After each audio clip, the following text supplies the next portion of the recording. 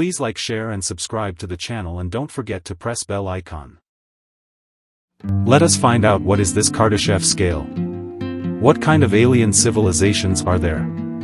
And are humans also a part of it? In 1964, Russian astrophysicist Nikolai Kardashev thought that civilizations could be classified based on the total amount of energy available to them. The scale is hypothetical, and regards energy consumption on a cosmic scale. He proposed a categorization of hypothetical alien societies, based on how much energy they could use in their technology. He defined 3 levels of civilizations based on their ability to harness and use power. From that day to the present day, 4 civilizations were added according to various scientists. The Kardashev scale, as it is called, now lists 7 levels of civilizations based on their power and use, and their technological progress and expansion. Type 0 civilization. A Type 0 civilization that uses the energy of its home, but is not yet used to its full potential.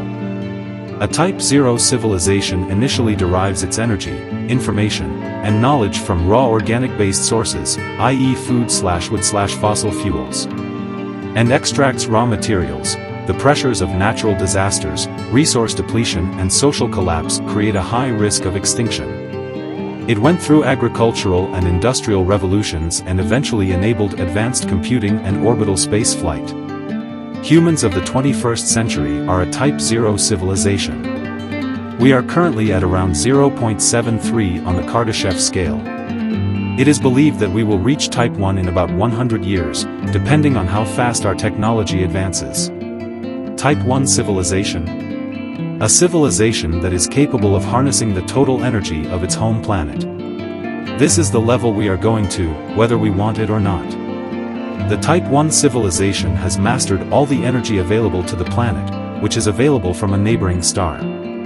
It extracts its energy, information and raw materials from fission and fusion power, and renewable resources, is capable of interplanetary spaceflight and communications, large-scale planetary engineering, medical breakthroughs to eliminate disease and aging, multiplanetary government and interplanetary business. The species technique is augmented, but still in the grip of extinction. We would have to leave Earth to live on other planets, or even use energy directly from our own star for our power. As a kind of civilization, we completely control Earth, perhaps also affect the weather, control volcanic eruptions and earthquakes, influence global flora and fauna, geological makeup, plate tectonics, etc. Type 2 civilization. The Type 2 civilization will not only build these megastructures, but will also inhabit them and have complete control over what goes on inside them. This would control the orbits of all the planets in that system. The Type 2 civilization has control over its own solar system, and may be able to harness the power equivalent to that of a star. The Dyson sphere is a hypothetical megastructure which completely encircles a star and captures a large percentage of its solar power output. A Type 2 civilization by definition controls the entire output of its parent star. This is a feat requiring vast engineering resources and typified by the construction of either a Dyson swarm or a Dyson sphere. It extracts fusion energy, information and raw materials from many solar systems. It is capable of evolutionary intervention, interstellar travel, interstellar communication, stellar engineering, terraforming and star cluster scale effects. Full control over the planet and threats such as ice ages and global warming can be avoided. Type 3 civilization. A galaxy civilization, capable of living in and using the energy of an entire galaxy. A Type 3 civilization extracts fusion and alien energy, information, and raw materials from its galaxy. It is capable of intergalactic travel through wormholes, intergalactic communication through subspace, galactic engineering, and galaxy-scale effects. By the time humans reach this stage of scale, their extinction may be very difficult, as the adage, "too big to fail," seems to apply here. Here we really start to delve deeper into science fiction territory. A Type 3 civilization would span the entire galaxy, colonizing and controlling multiple systems. It would be able to harness, store and harness the energy output of all the stars within that galaxy. This kind of civilization uses planets as building blocks, being able to move planets from one solar system to another, merging solar systems, merging stars, absorbing supernova and even making stars. The galaxy is their playground. This is the last type of civilization in the original proposal of the Kardashev scale. Type 4 civilization.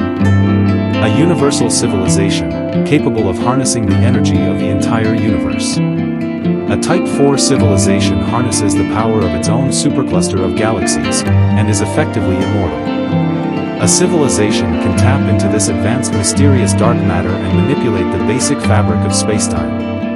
Their abilities can include instantaneous matter-energy transformation, teleportation, and time travel. This civilization would be supergalactic, capable of traveling across the universe and consuming the energy output of many, possibly all, galaxies. It would also be capable of projects of enormous proportions, such as manipulating spacetime and tinkering with entropy. Thus reaching immortality on a grand scale. An essentially indestructible and highly fictional civilization. Type 5 civilization. A Type 5 civilization would be advanced enough to break out of their original universe and explore the multiverse. They can connect from galaxies to galaxies throughout the universe. Such a civilization would have mastered the technology to the point where they could simulate or build a custom universe. They would have mastered the new laws of physics and would have almost complete control over the fabric of reality. Now, it is basically impossible for humanity to be destroyed by its own inhabitants. Type 6 civilization. A Type 6 civilization exists in the megaverse and is capable of creating and maintaining the fundamental laws of the universes. They simultaneously exist in an infinite amount of multiverses that represent an infinite amount of examples and all the laws of physics. They can also be considered as paraversals because they exist in infinite parallels of the 11D spacetime continuum, with infinite examples of past, future, and present. Type 7 civilization. A Type 7 civilization will travel through, transcend and eventually be omnipresent, or which is a collection of every single universe, multiverse, megaverse, paraverse, 11D dimension and one realm, reality. There is everything in the omnipresent, and there is only one omnipresent. It is likely that such power would come from an individual rather than a civilization, as the civilization would have transcended and merged into a single mind that would encompass all ideas and all timelines. Thus being omnipotent, omnipresent and omniscient. It is the creator, a deity above all. It is the God, responsible for all existence, past, future and present. Like, share and subscribe the channel. Thanks for watching this video.